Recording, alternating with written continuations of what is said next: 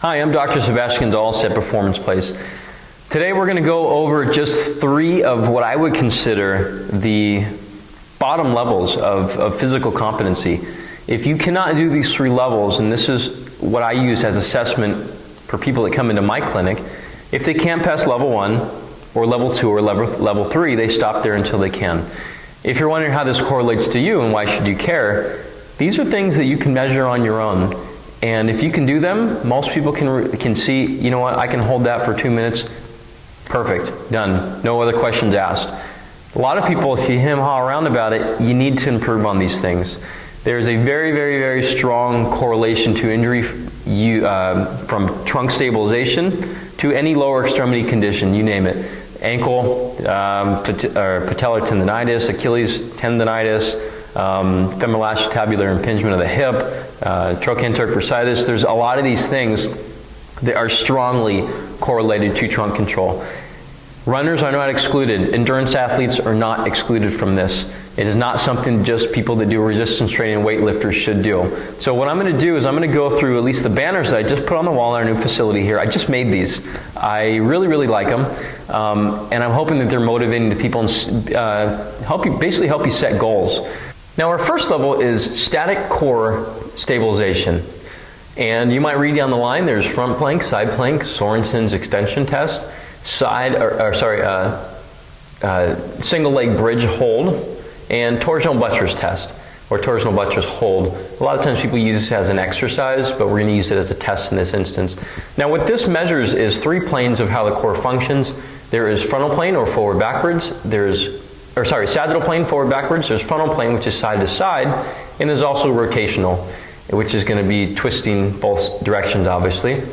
So I like to set this as, again, people should pass this with flying colors. When people do pass this, I don't give them a pat on the back and say, you're the strongest person I've ever met, wow, your core is fantastic. I tell them, wow, you passed, great, cool, what's next? And what I would equate it to is if you were to do a sit and reach test where you touch your toes, that is a basic assessment of hamstring length. If you can touch your toes but barely, and you barely pass, I'm not going to tell you, wow, you're the most flexible person I've ever met in my life, because you're not. And same thing goes for this, is if you pass front plank with 2 minutes, I'm not going to say that you're strong as heck, but I am going to move you on to the next level. So front plank, I usually ask for 2 minutes, and this is without having poor form. I usually tell people if you're struggling at a minute and you know you're falling apart, don't push it to 2 minutes, because again, this is something that should be easy and you're crushing it the whole time through. Side plank, you should be able to hold for 1 minute. I usually ask elbows on both of those rather than on hands, because sometimes people's wrists are kind of weak and they stop because of that. But I do expect both of them to be from a foot or toe position. Sorensen's extension test, I did a video on this recently. If you want to look up Sorensen's extension, the basic standard for people being able to deadlift is about 60 seconds. I've seen other references about 176 seconds. So I shoot for 3 minutes in my clinic. I want to make sure there's no questions whatsoever this person is going to have any negative effects to deadlifting. Single leg bridge hold, this should be easy, and it's a great measure of bilateral comparison. It should feel equal on both sides. Now if the person passes with 30 seconds on both sides, perfect, I'm happy. If they pass with 60 seconds on one side and 30 on another, that's still a big issue. That's a huge asymmetry. That's about a 2 times one. So sometimes asymmetry, or I think asymmetry, is a bigger issue than weakness overall if it's both sides are bilateral. Torsional buttress, you might have to look this up, but it's basically in a plank position and you're trying to resist dropping of one side or rotating the pelvis to accommodate for the gravity pulling on one shoulder now. And when you see a video on it, you'll understand what I'm saying. 10 seconds is very hard for most people. I haven't found many people that pass initially. They do get it very quickly, but it is a very, very good test to do in regards to rotational stabilization. Now level 2 is basic complex movements, and squat, or I like to say box squat because it's a better teacher of movement, I believe, than a standard squat. Deadlift, or what we call hip hinge, push and pull, or press and pull, or pull and press. Gosh, I'm messing things up here. Basically, squat, hip hinge, push, pull. Now, the level 2 is, again, an assessment of movement. A lot of times we'll do things such as drop pennies on the ground, tell the patient to pick it up, see how they move, and this is how they move throughout everyday life. If they say, no, that was incorrect, and say, well, you would have done it correct. That's how you do it all the time. You're picking up something simple as a penny, so you wonder how you hurt yourself, picking up pencils or whatever the heck it might be. It's just, we need to normalize a habit. And these aren't super hard to teach. Some people get them very quickly within a few weeks.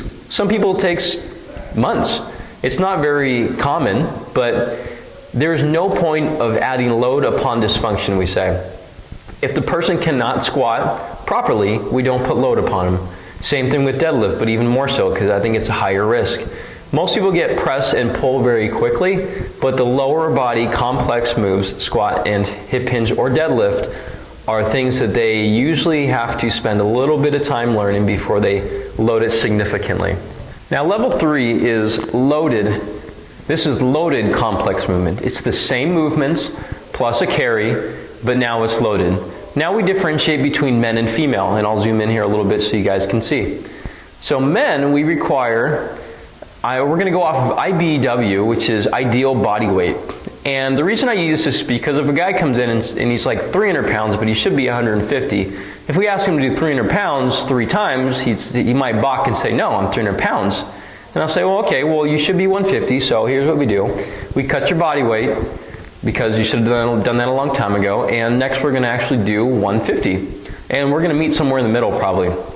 Now, how to read these on top is 3, we're going to go off of male squat. So 3R, which is 3 rep, 1 times ideal body weight.